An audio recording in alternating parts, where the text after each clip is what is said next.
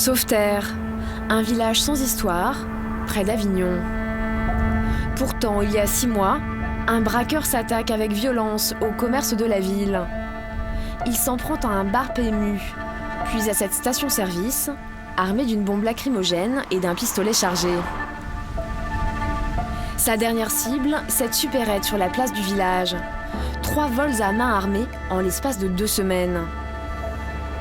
José, le gérant de l'épicerie, a été victime de ce braqueur aux lunettes noires et au sang-froid étonnant. Donc après, il s'est enfui rapidement. Ouais, non, comme ça. Comme il m'avait tiré dessus, il avait un pistolet, et puis en sortant, je criais au voleur. Donc il était comme ça, il a traversé là, puis il regardait comme ça, mais il marchait tout doucement, comme ça. Et arrivé là, il a tiré un coup en l'air, à peu près par ici, quoi. Puis sa voiture, elle était là-haut contre l'arbre, il est monté dans la voiture, moi je l'ai suivi. C'est là que j'ai ouvert le coffre, il y avait une clé en croix, j'ai cassé toutes les vitres. Bon, ça ne l'a pas dérangé, parce qu'il avait toujours le pistolet braqué sur moi, donc moi je me baissais pour casser les vitres. Et ensuite, il a fait une marche arrière, il a tapé une voiture, puis il est parti par là. Il a manœuvré quand même. Ouais, il a manœuvré. Il y aurait presque mis la journée. Hein. Ah ouais, tranquille, peinard. Un touriste. Le butin est maigre, 200 €. Quelques jours plus tard, l'homme est arrêté. C'est son premier braquage et surprise, il a 75 ans. Ouais, moi, je l'ai vu tout de suite que c'était une personne âgée. Je l'ai vu tout de suite. Je l'ai dit aux gendarmes. Dis-moi, c'est soit quelqu'un qui s'en foutait, qui voulait se faire flaguer ou quoi, parce que de la manière qu'il partait, ou alors un vieux. Et quand je vois une vieille personne qui braque, c'est que vraiment, il y a un problème. Hein. Je sais pas, notre société, elle a quand même un sacré problème. Hein. Je sais pas, je comprends pas. Mais bon, ainsi va la vie. José n'a pas porté plainte. Comment un homme de 75 ans a-t-il pu devenir ce braqueur déterminé, qui n'hésite pas à tirer sur les commerçants ? Des pères de famille, des mères célibataires aux fins de mois difficiles basculent aujourd'hui dans la délinquance. Pourquoi franchissent-ils cette ligne rouge ? Comment deviennent-ils brutalement des braqueurs ?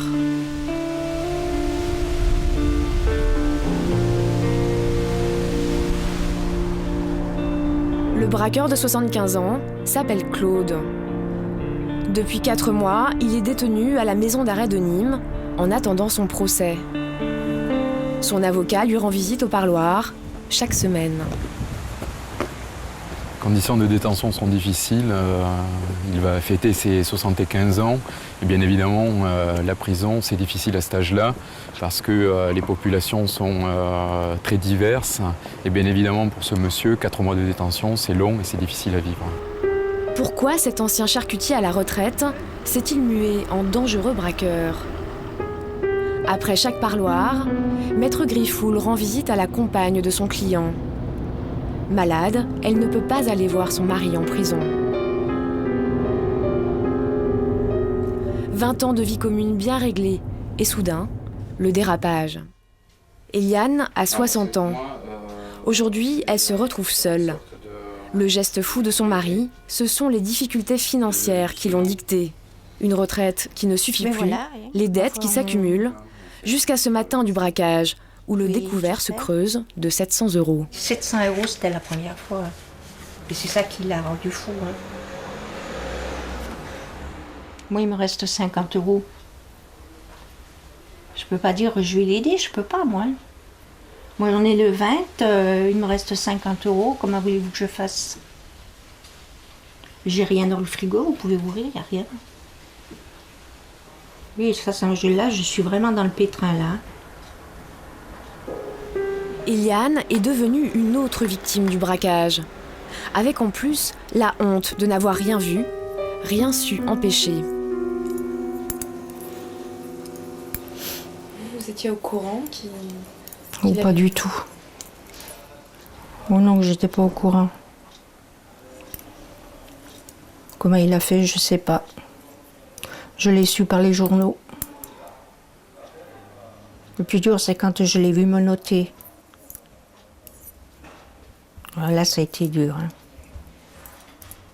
Pourquoi est-ce qu'il ne vous a rien dit d'après vous ? Pourquoi qu'il m'a rien dit ? Parce qu'il n'a jamais voulu me dire qu'il avait autant de problèmes, qu'on avait autant de problèmes d'argent. Il n'a pas réfléchi à ce qu'il a fait, cet imbécile.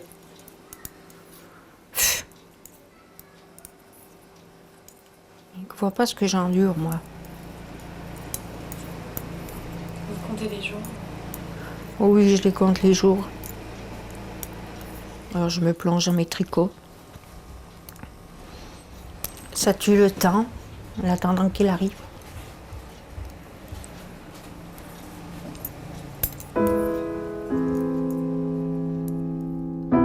Depuis la crise, la délinquance prend de nouveaux visages.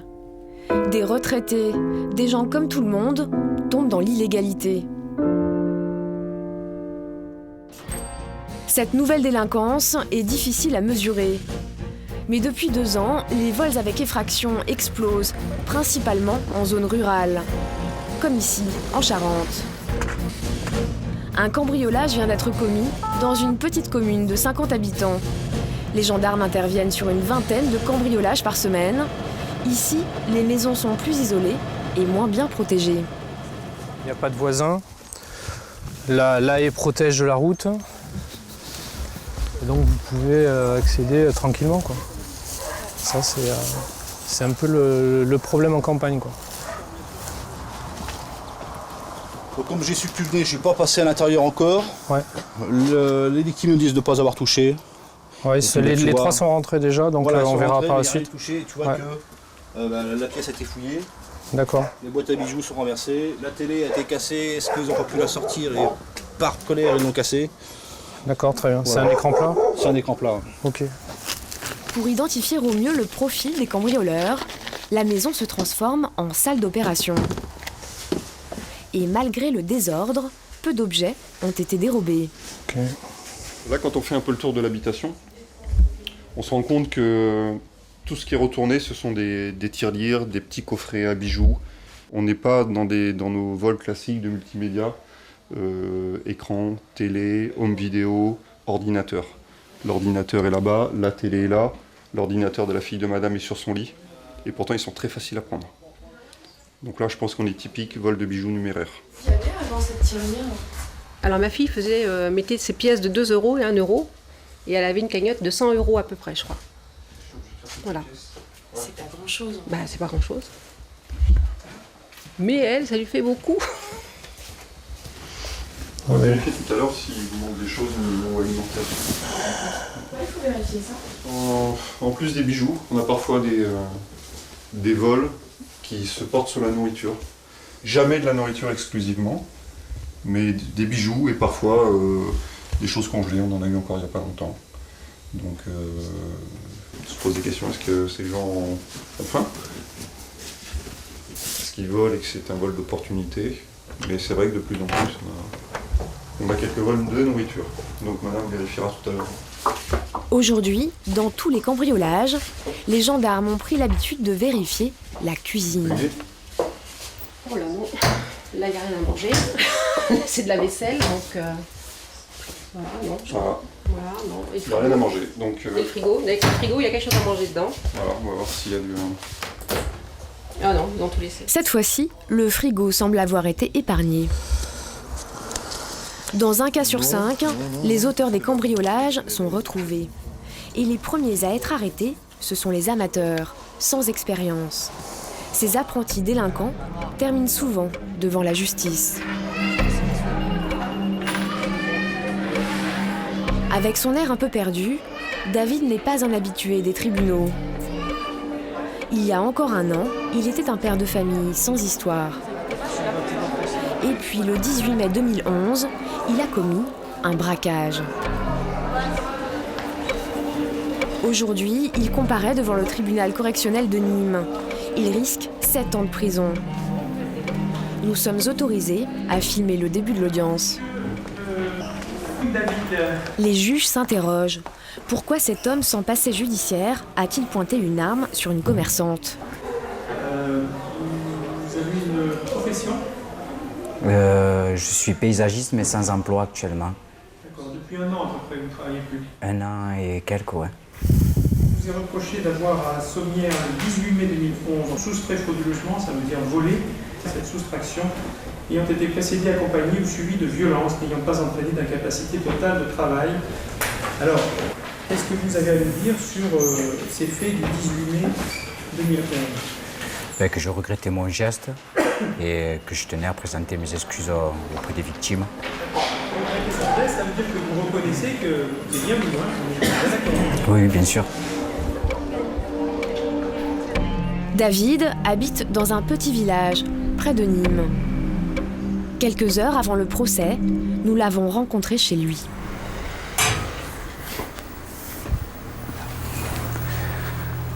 Je vais vous faire visiter la chambre de mes 3 princesses.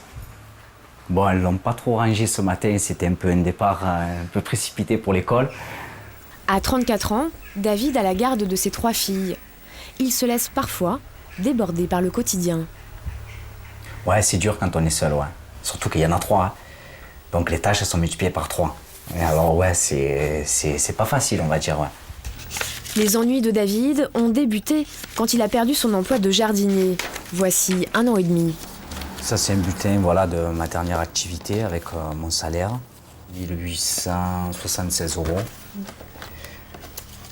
À l'époque, vous aviez une chouette vie, en tout cas. Ouais, j'étais bien, ouais, bien sûr. Quand je travaillais, j'étais super bien, ouais. Bon, à l'époque, je venais en plus d'avoir la garde de mes 3 filles, donc ouais, c'était sûr. J'avais un bon roulement, niveau financier, c'était bien, ouais. Au chômage, David ne touche plus que 943 € par mois. Puis il est radié de Pôle emploi, à la suite d'une erreur administrative. Il prend des crédits à la consommation. Pour lui, qui travaille depuis l'âge de 16 ans, la chute est vertigineuse. Et moi, j'ai pas pu faire face à ces problèmes-là et donc je me suis mis dans la galère en faisant cette connerie. Voilà. J'ai pas pensé à mes filles, à moi. Je pensais pouvoir nous sortir d'une galère, mais bon, je m'en suis mis dans une autre à côté. Voilà. Qu'est-ce qui s'est passé ce jour-là? Eh bien, j'ai fait ce fameux braquage. Voilà. Ce matin-là, David prend un pistolet d'alarme et se rend en voiture dans le village voisin jusqu'à sa boulangerie habituelle. Le commerce ouvre à peine ses portes. Je ne suis vraiment pas mis dans la peau d'un braqueur ce jour-là. J'étais vraiment un peu désespéré, j'étais sans issue, j'étais paniqué. Et je suis rentré dans l'établissement donc et j'ai pointé mon arme envers la personne à l'intérieur en demandant de me remettre l'argent. La personne a eu très peur et moi-même j'ai eu peur aussi moi-même. Les boulangers connaissent bien David et son histoire, son licenciement, sa situation de père célibataire. Mais ils ne lui pardonnent pas son geste, qui les a traumatisés. Ça nous a beaucoup choqués. Voilà. Comme nous, on veut tirer rentrer là-dessus. Je vous garantis, c'est pas facile à vivre. On n'a pas été éduqués comme ça. On a toujours été, on ne risquait pas de faire un peu de problème. Quand on a des problèmes financiers, on ne montre pas aux enfants de braquer les boulangeries. On en a eu tous, hein, je pense que vous aussi. On s'est levé le matin pour travailler. Il a pas fait nous travailler à 3h du matin. Pourtant, on est des gens solides, on se lève aussi le matin à 3h du matin, on travaille tard le soir. Franchement, c'est pas évident. Ouais. David est identifié rapidement. Il est arrêté le jour même, en début d'après-midi. Aux alentours de 13h, donc la brigade criminelle, gendarmerie, donc, qui est venue perquisitionner chez moi. Et donc placé en garde à vue ce jour-là, à 13h. Et c'est à ce moment-là que vous prenez conscience de ce qui s'est passé? Je commence à prendre conscience de ce qui s'est passé, ouais, à ce moment-là, plus en me disant que j'étais là dans le pétrin. Mais après les faits, j'ai eu un dégoût de moi, on va dire. Un dégoût de moi.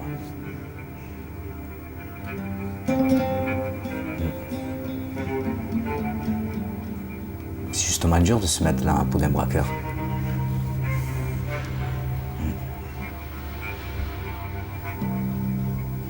Bientôt l'heure du verdict. Voilà. Vous avez peur? Oui, j'ai peur. J'ai peur de rentrer en prison et laisser mes filles et que tout s'arrête là, afin de tout gâcher. Voilà pourquoi j'ai peur. Des pères de famille endettés qui commettent leur premier délit pour régler leurs factures. Les gendarmes en rencontrent de plus en plus souvent depuis la crise économique de 2008.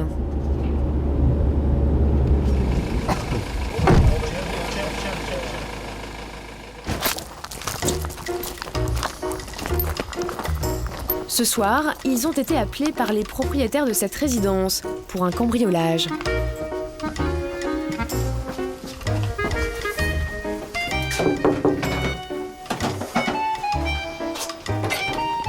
Bonsoir messieurs, dames. Bonsoir. Bonsoir.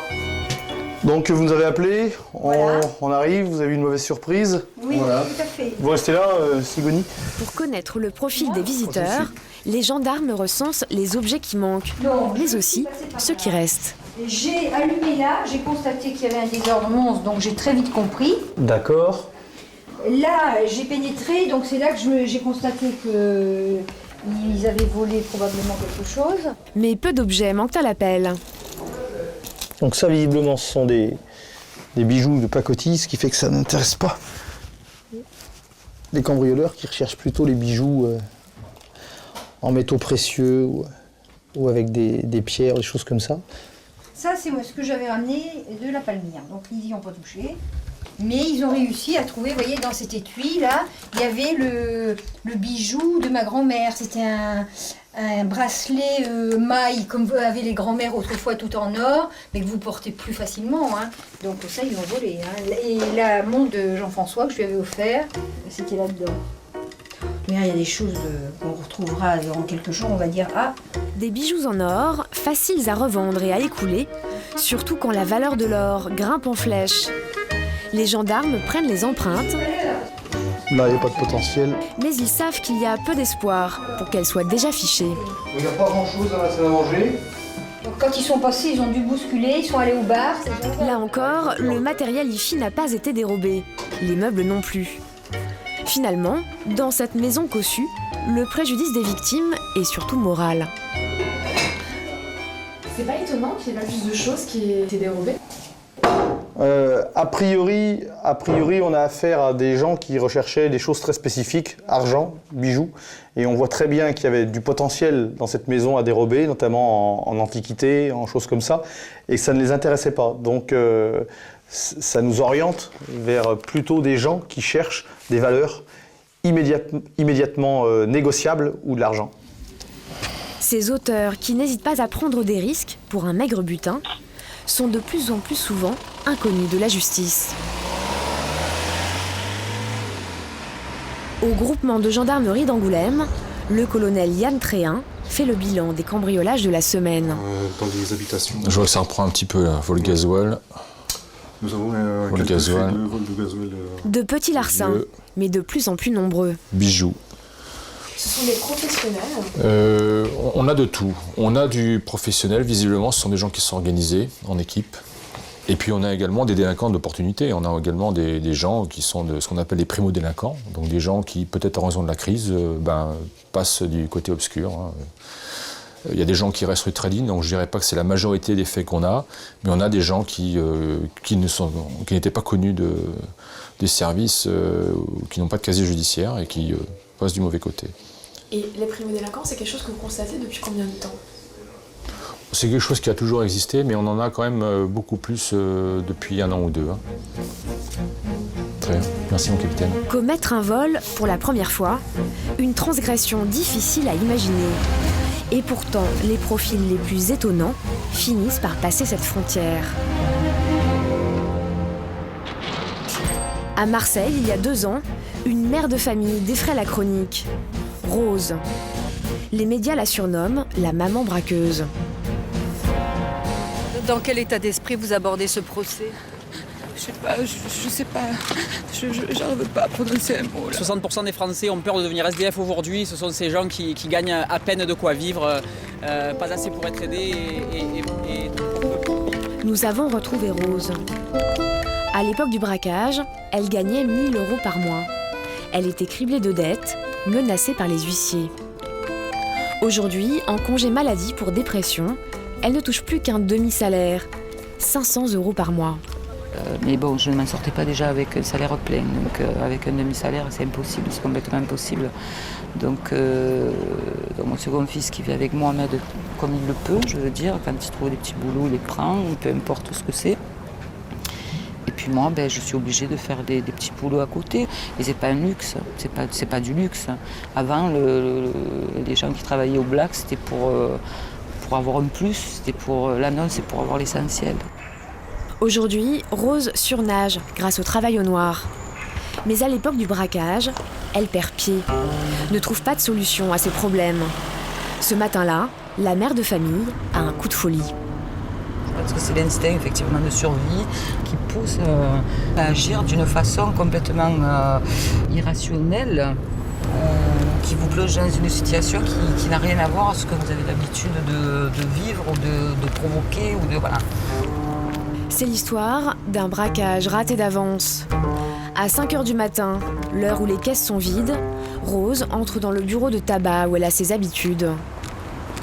J'ai entrouvert ma sacoche et puis je lui ai montré l'arme tout simplement, mais je ne l'ai pas sortie. Et donc elle m'a dit, mais vous voulez la caisse, tout ça? J'ai dit non, je sais pas ce que je veux, je suis dans la merde, c'est tout. D'une délinquante, Rose n'avait ni l'éducation, ni les valeurs, pas même les mots ou les gestes. Dans son acte désespéré, elle ne voit aujourd'hui qu'un appel à l'aide. C'est un suicide social.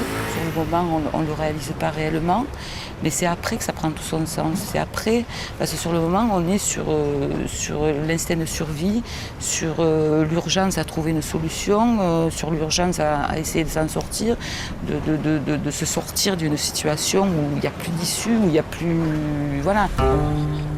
Condamnée à 1 an avec sursis, Rose n'a pas eu à dormir en prison. Les juges ont entendu sa détresse. Ces gens ordinaires, prêts à tout, qui n'ont plus peur de rien, peuvent-ils un jour se réinsérer dans la société?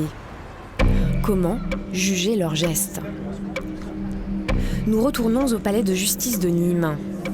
Au tribunal correctionnel, l'audience de David, le braqueur de la boulangerie, s'achève. Nous ne pourrons pas filmer la fin de l'audience. Vous étiez déterminé à vous faire remettre la caisse? C'est bien ça que vous avez dit. Qu'est-ce que vous attendiez récupérer dans ce magasin? De l'argent. Vous pensiez récupérer combien concrètement? 400, 500 euros. Combien il y avait? 55 euros, je crois. Pardon? 55 euros. 55 euros? D'accord. 55 euros, une somme dérisoire.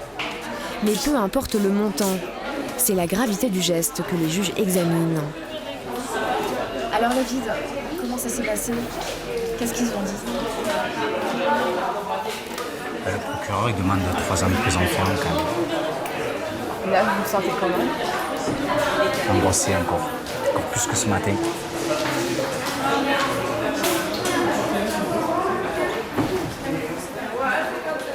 Les juges sont partis délibérer. L'avocate a demandé une peine avec sursis. Mais David n'a pas bien su s'expliquer face au juge. Bon, on a bien fait de faire un petit écrit. Ouais, tout par écrit, ouais. Après, s'ils prennent le temps de le lire et voient, ils verront. Vous avez un dossier qui est complet, donc... Ouais, ils verront, bon, après, voilà, ils verront. La peine est censée être utile, donc c'est amener la personne à se réinsérer socialement. Et je pense que lui, de tout ce que j'ai pu suivre au garde à vue aujourd'hui, il a besoin d'être suivi psychologiquement pour pouvoir se réinsérer. C'est pas un délinquant d'habitude, donc c'est, à mon avis, du ferme, ça ne l'aidera pas. Ça, c'est mon point de vue personnel. Ça n'engage que moi. L'angoisse est montée d'un cran. L'oncle de David est venu le soutenir. Pour les 2 hommes, l'attente devient pesante. Enfin, l'heure du jugement arrive.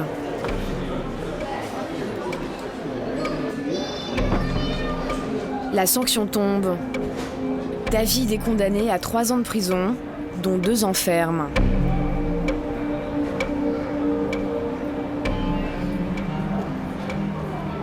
C'est pas un braqueur, hein. Il n'a pas le sang d'un braqueur, quoi. Je veux dire, c'est pas un braqueur. Il l'a fait, mais ça n'est pas un, quoi. Qu'est-ce que c'est la différence? La différence, c'est qu'un braqueur, c'est un vrai braqueur, c'est armé, ça tire s'il le faut, ça fait vraiment du mal, quoi. Ça n'attaque pas une boulangerie, quoi. Déjà. Ils ont dû faire quand même là un peu la différence, quand même si ça reste un braquage. C'est quand même un braquage de pain au chocolat, j'appelle ça. Hein. Ce soir, David ne reverra pas ses filles. Il part en prison, dans le même fourgon que 5 autres condamnés.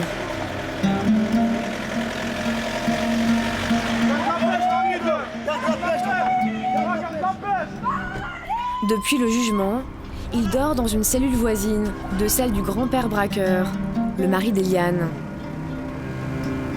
2 primo-délinquants, coupables d'avoir cru trouver dans l'illégalité une solution à leurs problèmes d'argent, et qui désormais vont côtoyer de près ceux qui ont fait du crime leur métier.